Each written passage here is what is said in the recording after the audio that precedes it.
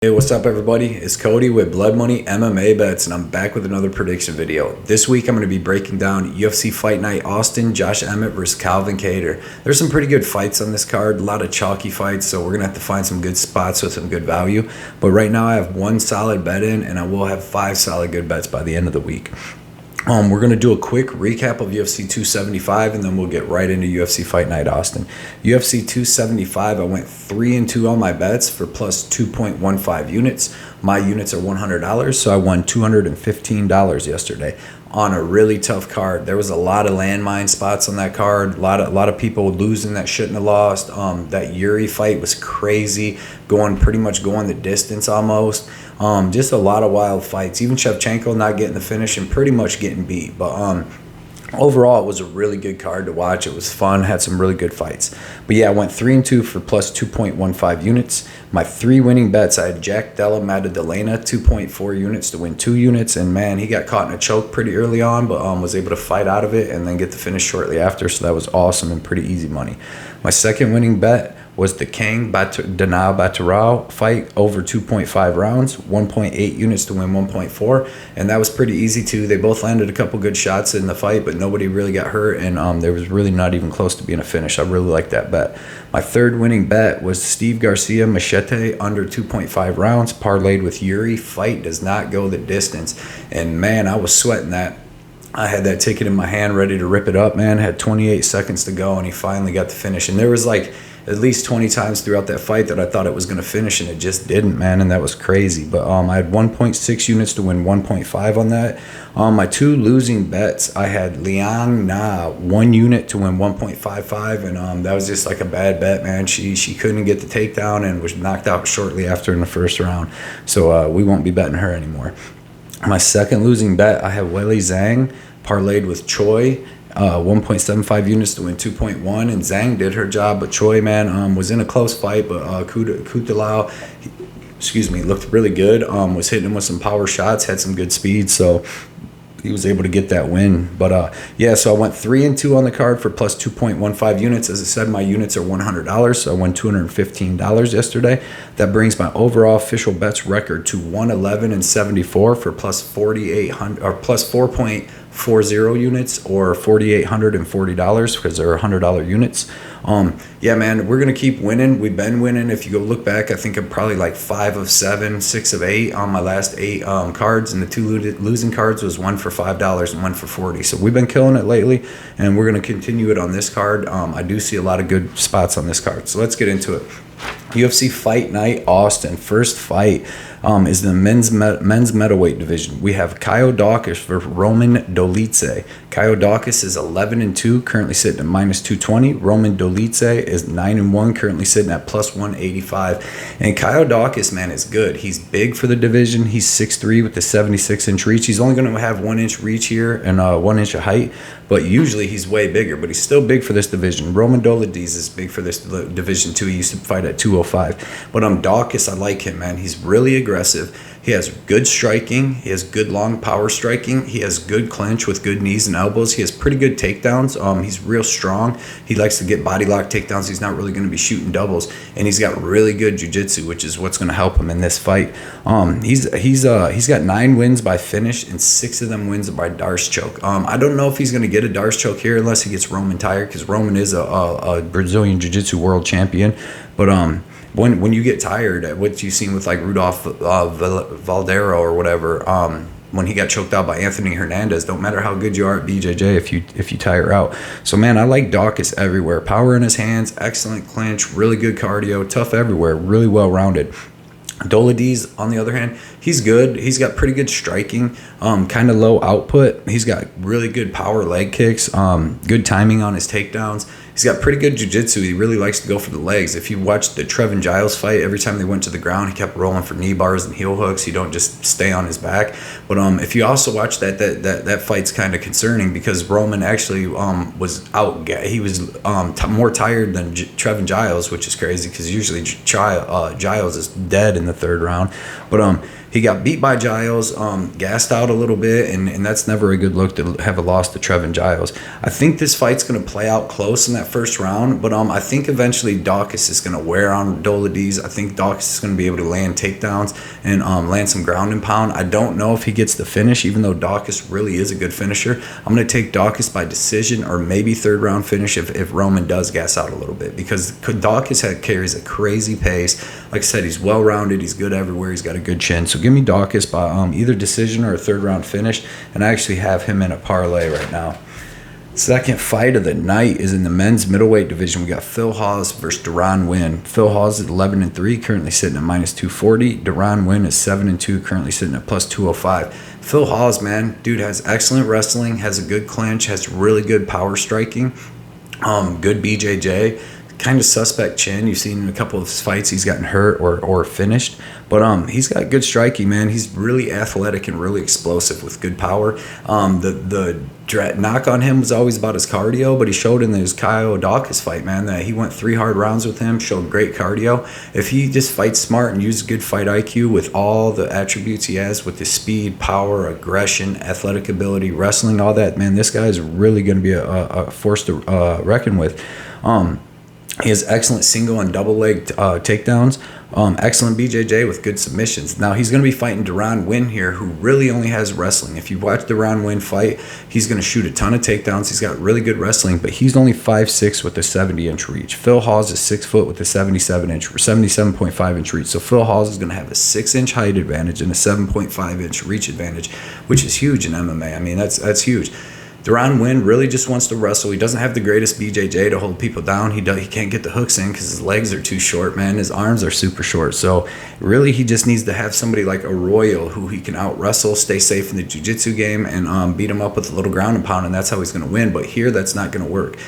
Phil Hawes is not as decorated a wrestler, but at close he's a D1 wrestler. He's great himself. So he's going to have the wrestling to keep this fight standing, and I believe he's going to use his wrestling defensively, keep this fight standing, and he's going to be able to pick Deron Winn apart.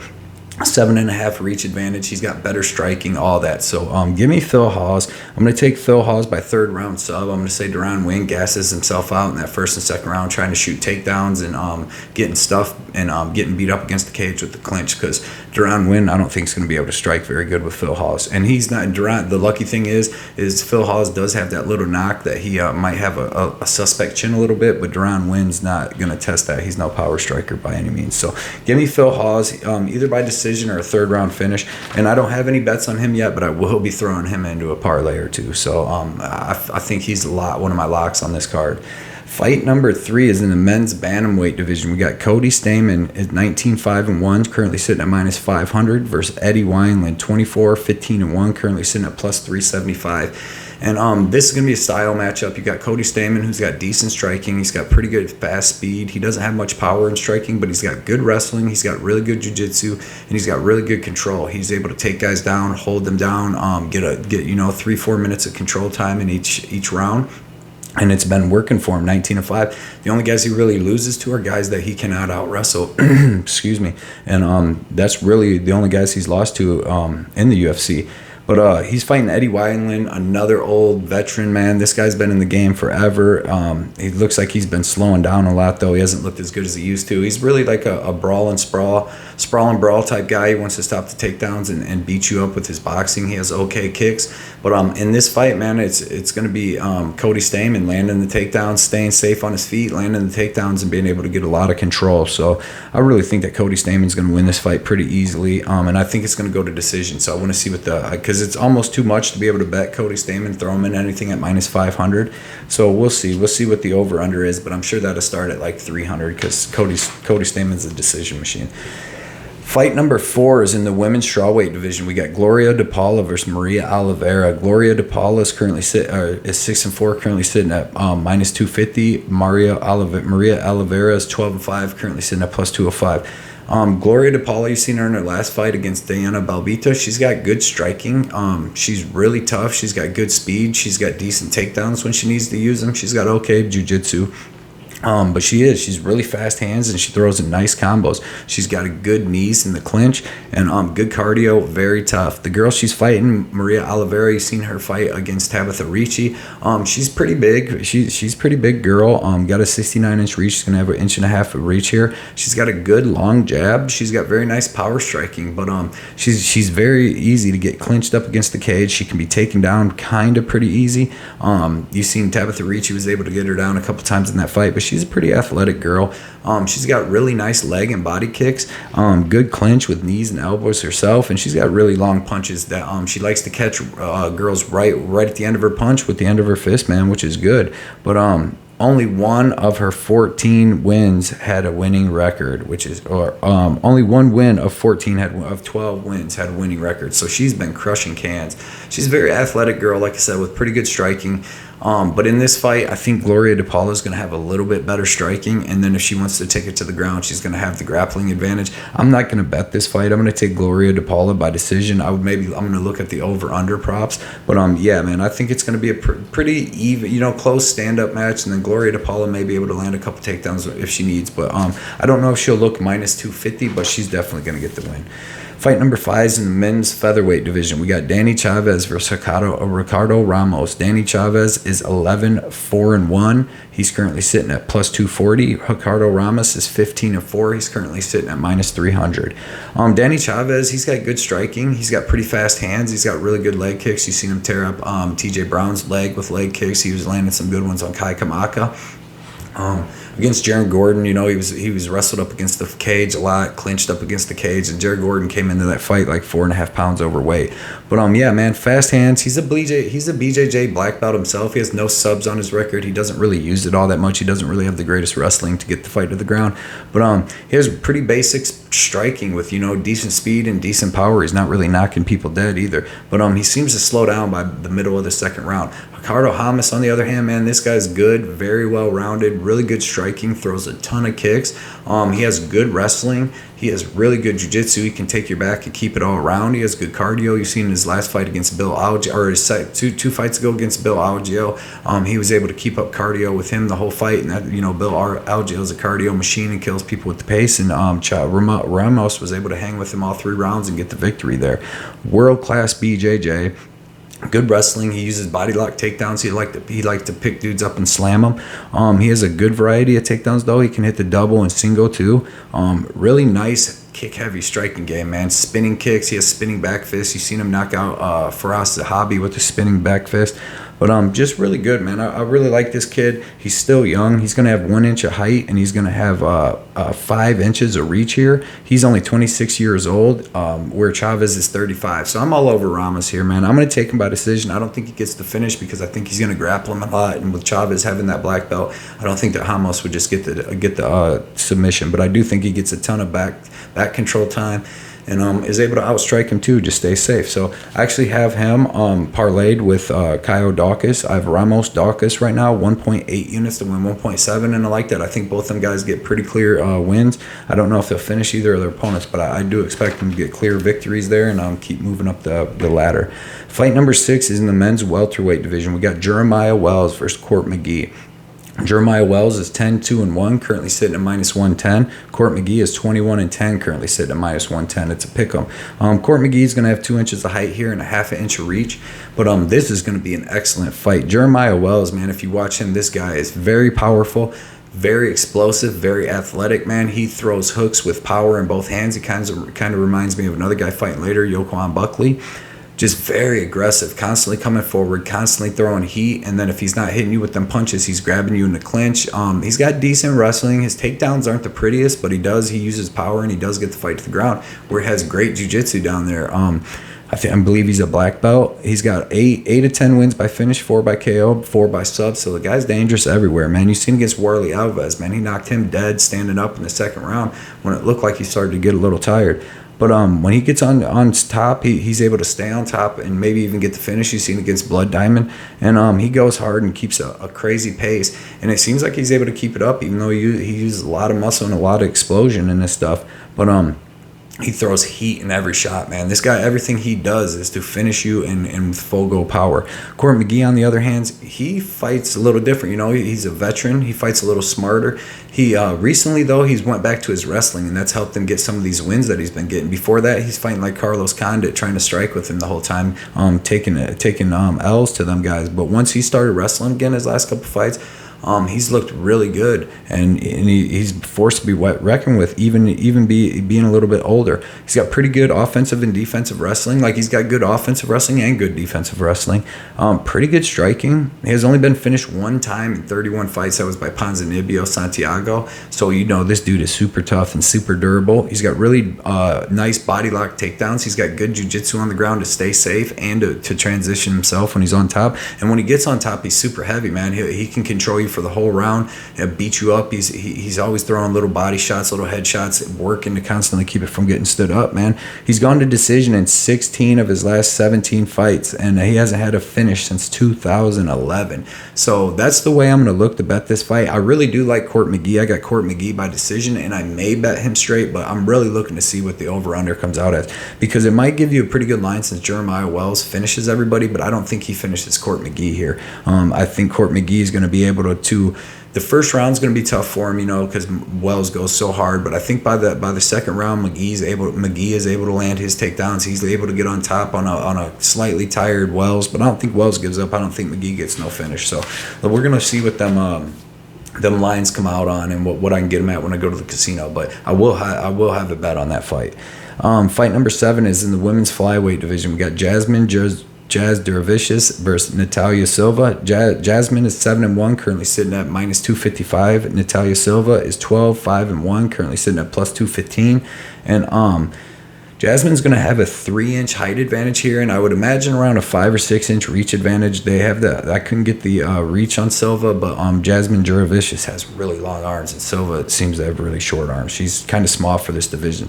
Jasmine, she's got good offensive and defensive wrestling. She was actually a Canadian national wrestling champion.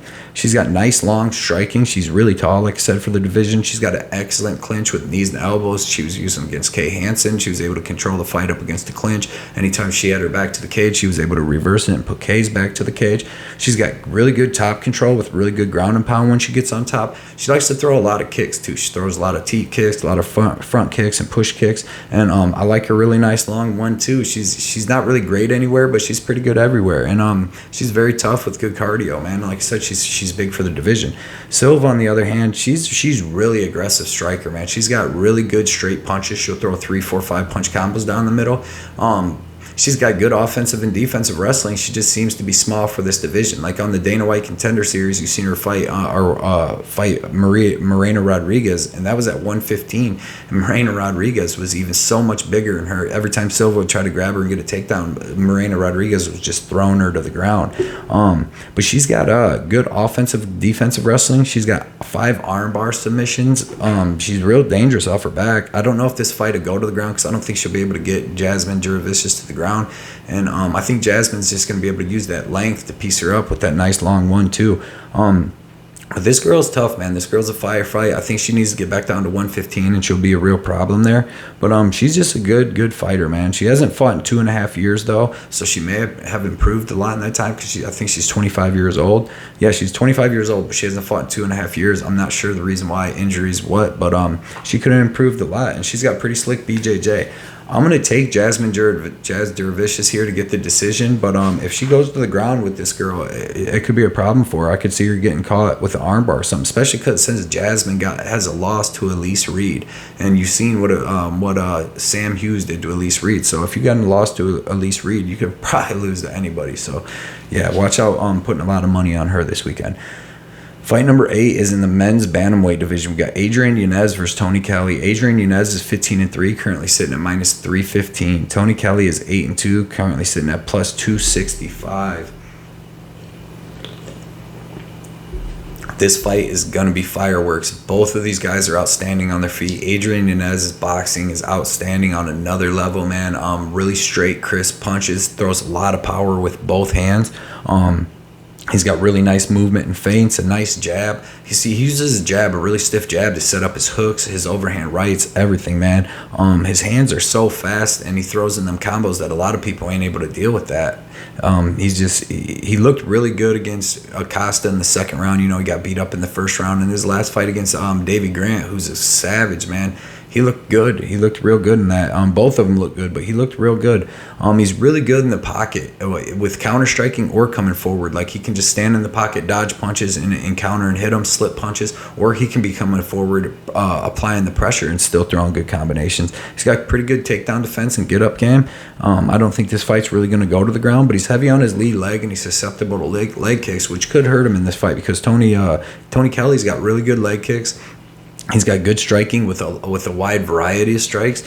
Really nice leg kicks. He's got fast hands himself. He switches stance a ton, man. You've seen against Randy Costa, he was switching stances like every 10 seconds. Really good pressure, and the dude seems super mean. He's a real fighter, super tough with super good cardio. You watch him fight against any of his fights, Kai Kamaka, Ali, whatever the one guy's name is. They had a really good fight, and then he had a good fight with Costa where he actually really just overpowered him and with this pace and pressure shut him down real quick. But he's big, he's physically strong at bantamweight, and he's very tough with good cardio. This fight is going to be a banger. I don't think that Yanez is going to look minus 315. I'm going to take Yanez to win by decision because Tony Kelly's super tough. But this is going to be another close fight like that Davy Grant fight. It's almost, Tony Kelly's basically the same fighter as Davy Grant. He fights the exact same tough, forward pressure, throwing kicks and punches with both hands, both feet, and with power. So it's gonna be a close fight. I feel like Yanez is gonna win, but I don't think he's gonna stop him. So give me Yanez by decision, but be very wary about that. I'm not gonna be throwing Yanez into any bets this weekend. I'm gonna look at the over/under on that one too. Fight number 9 is in the men's middleweight division. We got Julian Marquez versus Gregory Rodriguez. Julian Marquez is 9-2, currently sitting at plus 165. Gregory Rodriguez is 11-4, currently sitting at plus or minus 190. Julian Marquez, man, good striking, really just throws his right hand with power, wants to set it up with that lead jab. He has okay offensive wrestling, and his defensive wrestling is kind of terrible, man. Mcgee Patola was able to take him down pretty easy, and the first 2 rounds of their fight and was actually winning that fight, and Marquez was able to get the finish in the 3rd round when Mcgee slowed down. But man, his defensive wrestling and jiu-jitsu kind of looked terrible there, but he does have some submission wins, but it's more when he gasses guys out. Everything he does is just to land that straight right, man. He's got good octagon control and good pressure, and looking to get you up against the cage and just unload with them Cuban Missile Crisis, man. But he really only boxes and occasionally kicks. He's not really shooting no takedowns, so he's really one-dimensional, but he's good at the one dimension that he does use.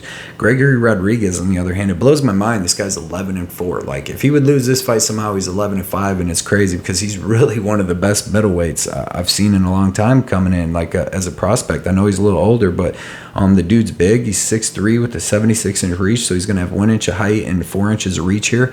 And the dude's good everywhere. I mean, really good everywhere. Like, his striking is really crisp. He's got really good combos. He can strike coming forward. He can strike going backwards, like you seen against Park when he was able to knock him out when his back was to the cage and they were both throwing strikes. Like, world-class striking. He's a good world-class BJJ. Everything about him, man. The dude is super good. He's got a really nice jab, and I like that. That sets up his straight right hand down the pipe.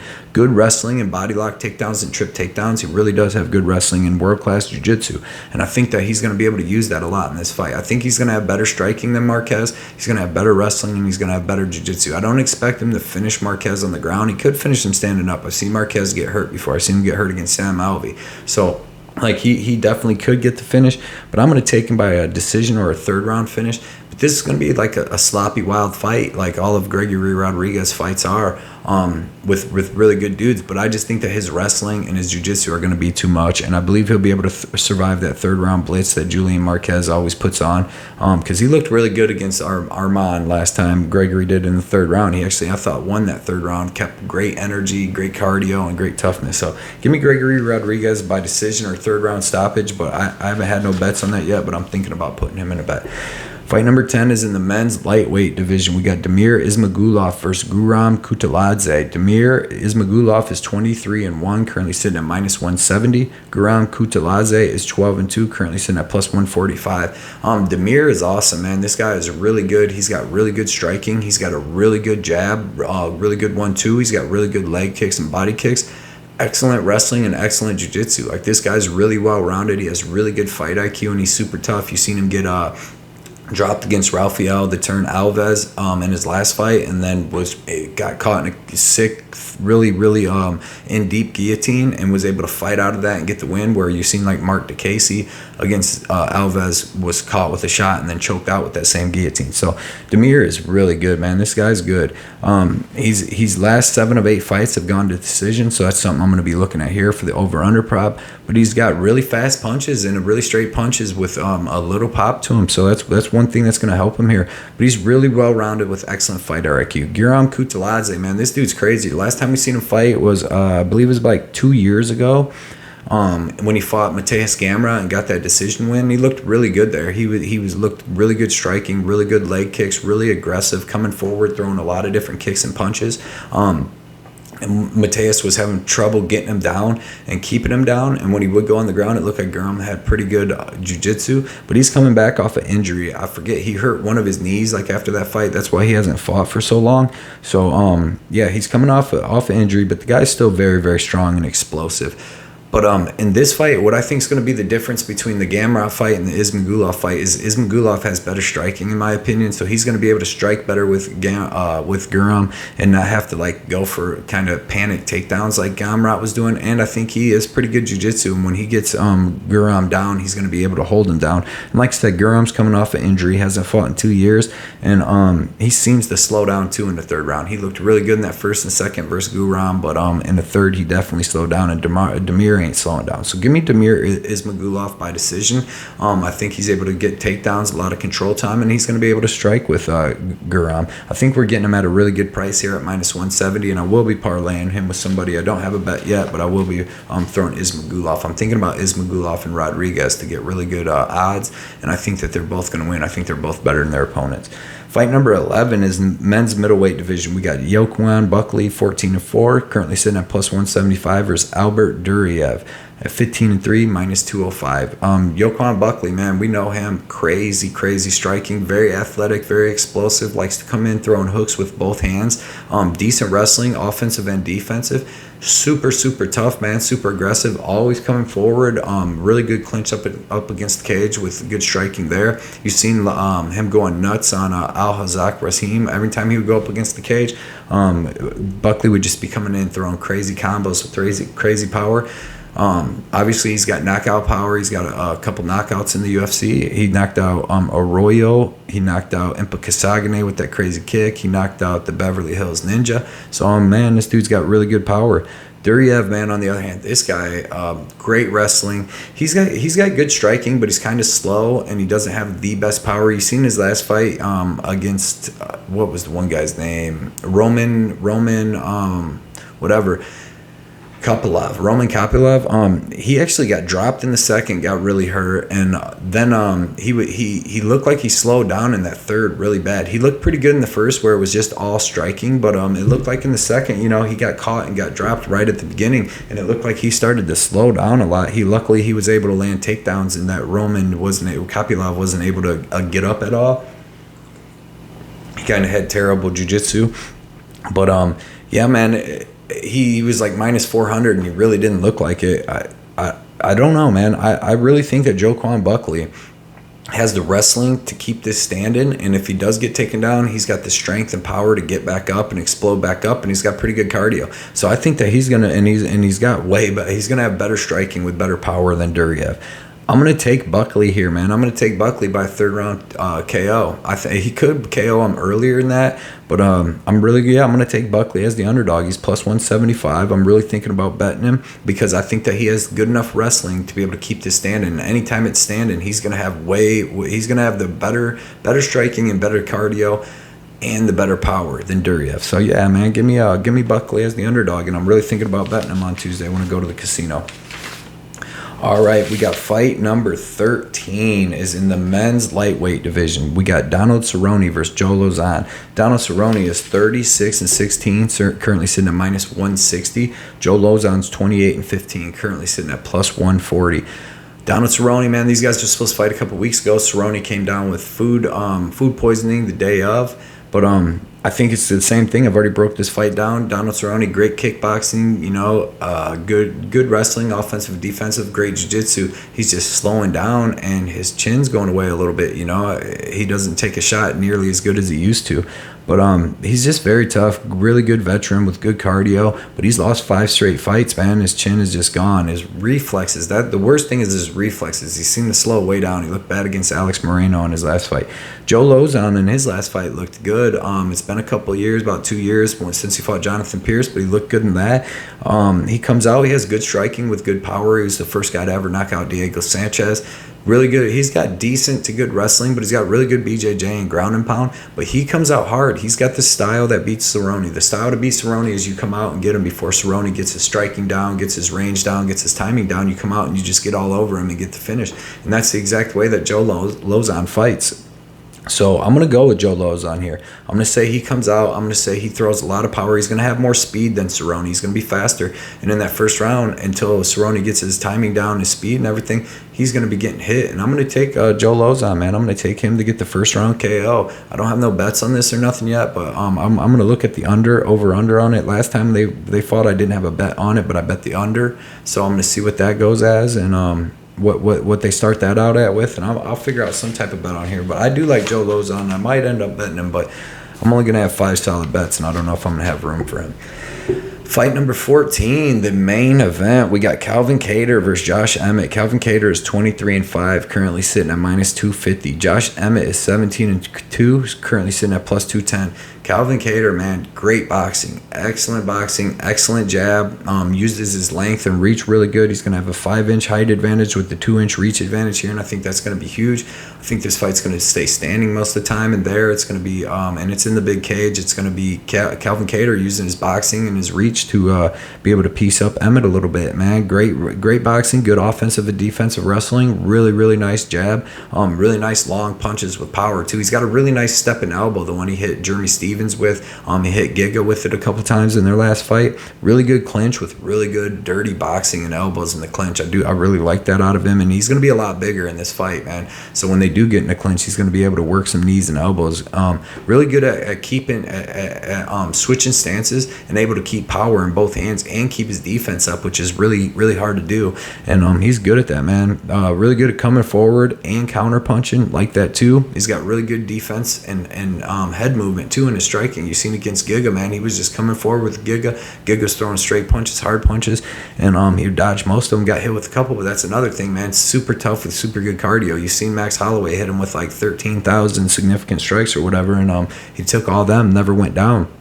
So I like that. He's only been finished one time by rear naked choke, and that was like 14 years ago. So Calvin Kattar, man, is tough as they come. Tough. Josh Emmett, man, excellent boxing with KO power. He's another guy that can throw. He's like a mini Joaquin Buckley, where he can throw power with both hands. He likes to throw power hooks and combos. He'll throw, 4 hooks in a row. One, right, left, right, with good power. He's got a crazy 1-2 jab to overhand right, like a crazy one. He's got a nice 1-2, and then he's got a nice jab into his overhand right, and with good power. He's hitting Shane Burgos with that a lot. I rewatched a lot of them fights where he fought like taller guys with good boxing, and it's like a push. Like, he looked terrible against Michael Johnson, was getting beat up that whole fight until he was able to land a knockout blow with like a minute 30 left, because Michael Johnson has terrible fight IQ. But against Shane Burgos, he looked good. He was able to strike with Burgos. Burgos was a lot taller with a lot of reach, and but Burgos don't use that. He comes forward, stays right in your face, and wants to brawl. So I think he just fought Josh Emmett wrong. But yeah, man, I really like Emmett, but he's never been in a 5-round fight. And he looked like he slowed down a little bit against Ige. I still got that close win, but against Burgos, man, he looked strong in the third. So this is going to be a really good fight. I'm going to take Calvin Kattar. I'm going to take him by a 5th round KO or decision. because I think he just boxes him up. I think I'm going to look at the over-under because I think the first 2-3 rounds of this is not going to be that much action. I think it's going to be a lot of Kattar's jab, a lot of moving around. But Josh Emmett will get some punches off, but I just think that when he does land, that Kattar's going to be able to take them punches, and Kattar's going to hit him with 2 or 3 more because his boxing is just that much better. And I mean, in an MMA fight, attributes are a lot, man. And when you got 5 inches of height and 2 inches of reach, and it's going to be a striking match, basically a boxing match, because neither one of them really kick, I got to take Kattar in that fight. So, yeah, man, give me Calvin Kattar. I don't have a bet on it yet, but I probably will end up having him in something. But Josh Emmett's live. He's definitely live. I think this line could be off. That's probably why I don't have him in any bets yet, because, yeah, man, Josh Emmett, if you watch the Burgos fight, he's definitely going to be live in this fight. So give me Calvin Kattar by 5th round KO or decision, but I don't have a bet yet. I want to thank everybody that's been liking and subscribing. I'm up to 650 subscribers. I'm trying to get to 1,000, man. I don't know how long it's going to take, but I'm trying to get there. I keep winning for everybody. So everybody right now, if you haven't, please like. And then if you haven't, please subscribe. But stop right now and like this video, subscribe. Go check me out on my Instagram at Blood Money MMA Bets, where you're going to get all my ticket stubs. You're going to get some little funny memes, and you can message me there and talk to me and comment on stuff, and I'll talk back with you whenever. Appreciate everybody, man. Look for me and Johnny K Picks to have our live show this Wednesday on his channel and go over all 14 fights and have a good time like we always do. So appreciate everybody that is watching this. Good luck this weekend. Anybody that lost, man, we'll get all that money back this weekend. So appreciate everybody. See you guys.